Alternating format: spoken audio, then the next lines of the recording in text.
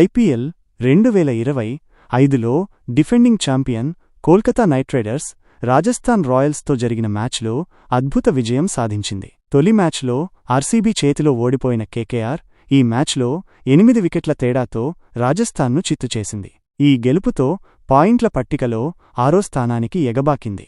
Rajasthan Royals మాత్రం 2 మ్యాచ్లలోనూ ఓడిపోయి పాయింట్ల పట్టికలో చివరి స్థానానికి చేరుకుంది. గౌహతిలో జరిగిన ఈ మ్యాచ్లో కేకేఆర్ టాస్ గెలిచి ఫీల్డింగ్ ఎంచుకుంది. రాజస్థాన్ రాయల్స్ బ్యాటింగ్కు దిగి 20 ఓవర్లలో 151 పరుగులు చేసింది.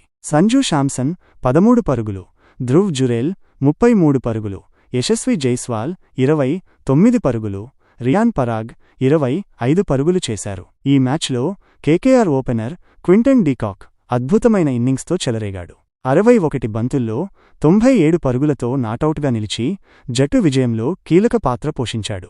మొయిన్ అలీ మాత్రం 12 బంతుల్లో 5 పరుగులు చేసి నిరాశపరిచాడు.